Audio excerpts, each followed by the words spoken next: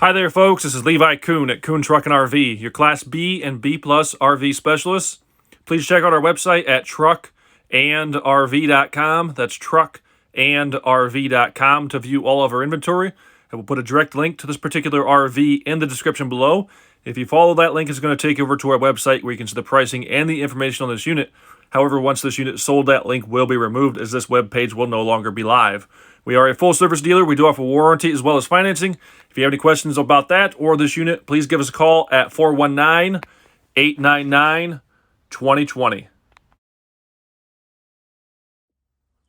Alrighty, folks, it's time for the inside portion of today's video tour. We are inside of this 2008 Holiday Rambler Augusta Sport in the 210 floor plan. This one is a 2008 and it has 21,992 actual miles, 21,992 on the odometer.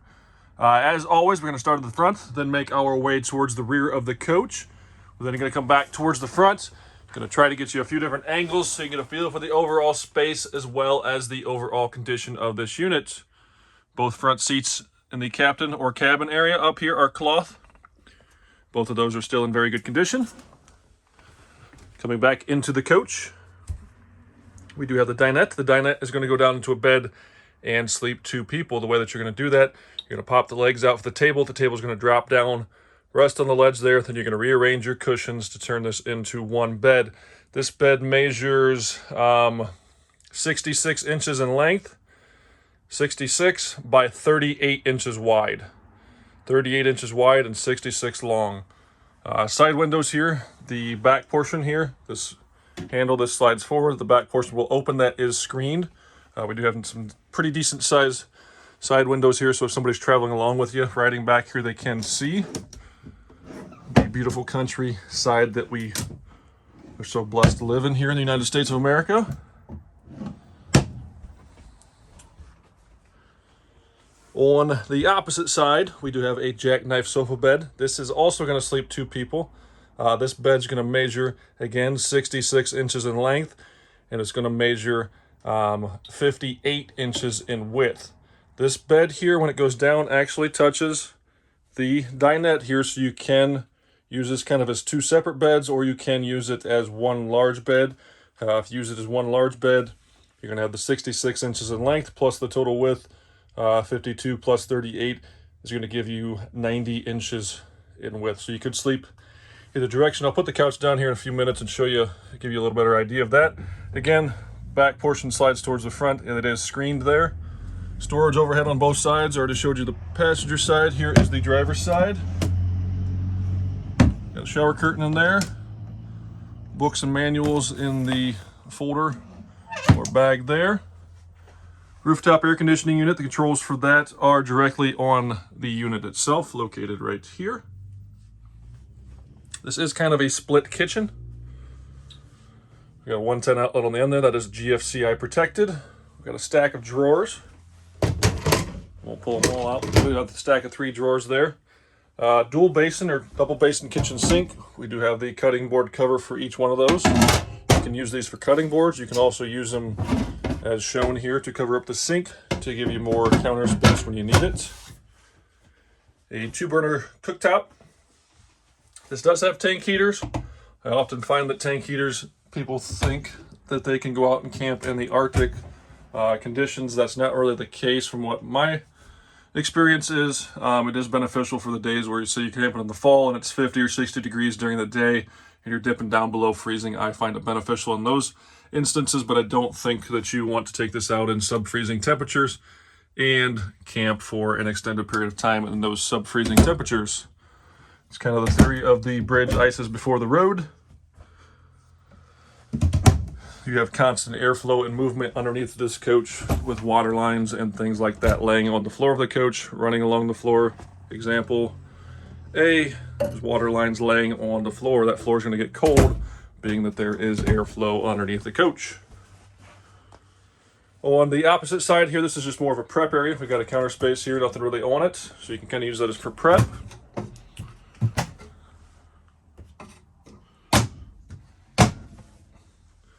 Fuse panel and circuit breakers. That's going to house both the 12 volt fuses, as well as your 110 circuit breakers.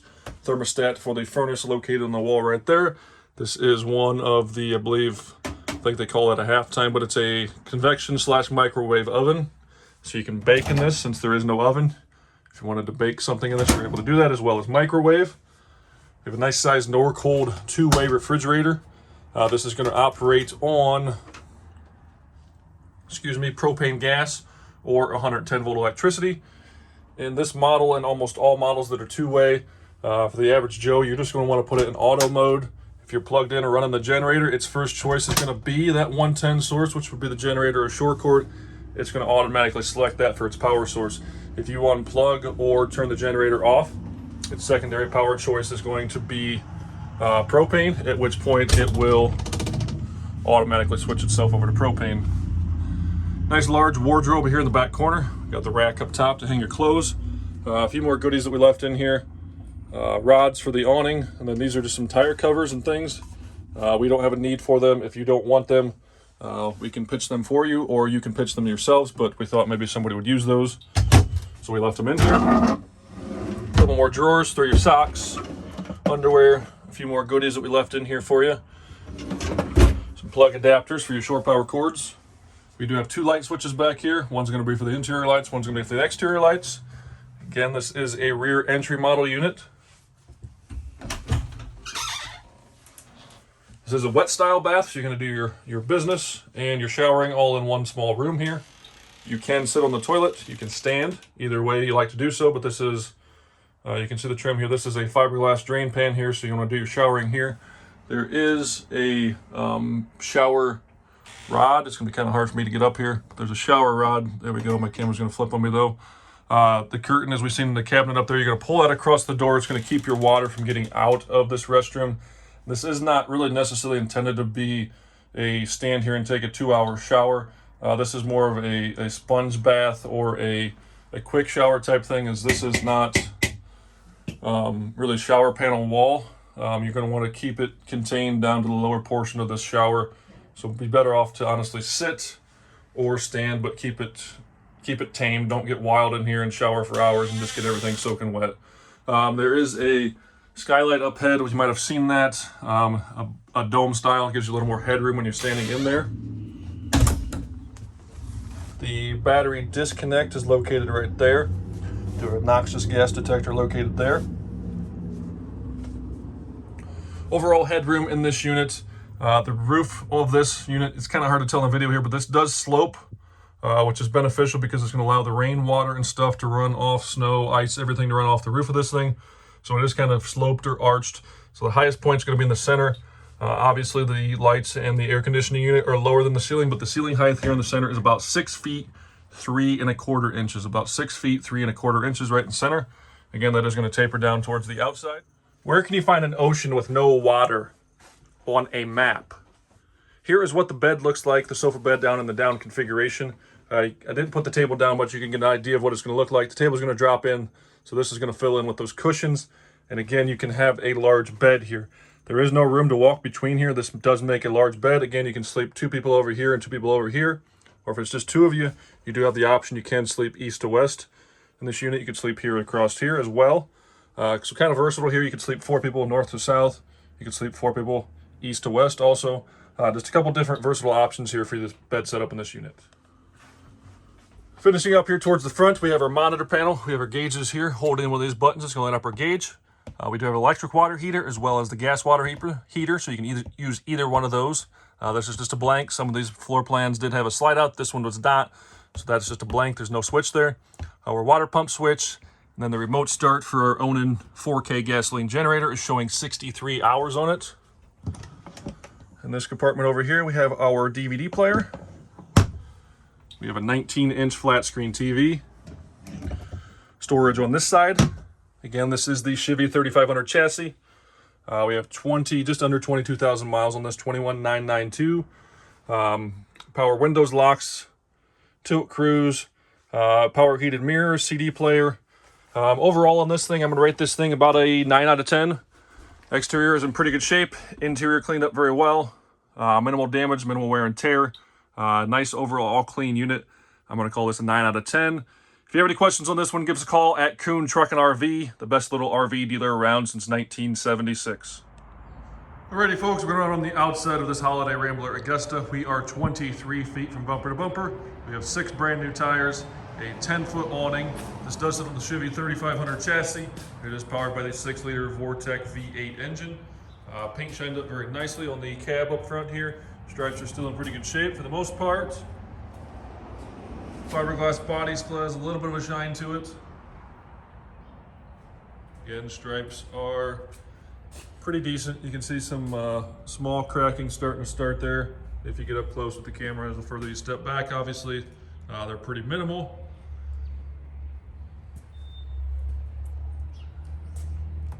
Pretty decent yet still for 2008. First door here is our coach battery. We have a single coach battery. Propane tank,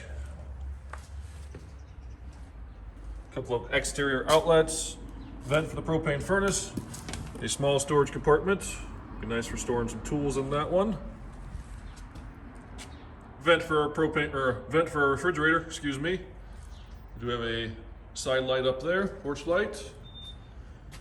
Nice sized storage compartment here on this passenger's rear corner. A lot of goodies that we got with the unit, so we just left them in here. There's a surge guard, or a surge protector back there, our shore power cord, freshwater hose, sewer hose, wheel chocks, leveling blocks, all that stuff we got with the unit. So we're just going to go ahead and leave that in there for the next customer.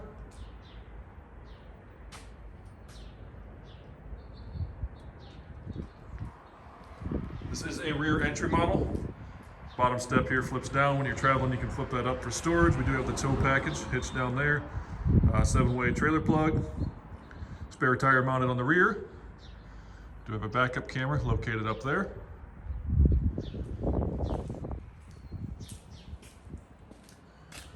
One little compartment here. I think this is actually mainly so we can get to some of our plumbing behind our shower. You could tuck a few things in there if you wanted to for storage. Our city water connection. Our black and gray water tank dumps are here. This one's gonna be our black water. That one's gonna be our gray water. Sewer hose storage, vent and access to our water heater. Cable TV connection. Shore power cord's gonna hook up here. Gasoline tank. Exhaust for the generator. The generator itself, which is an Onan 4K gasoline generator. Lastly, here is our fill for our onboard freshwater tank. And I'm gonna give you a few little close-up shots of the stripes here on this side. Again, just minimal, probably faintly see that, minimal cracking in the stripes. Still in pretty good shape for 2008. Overall, the exterior on this thing is pretty straight, pretty clean.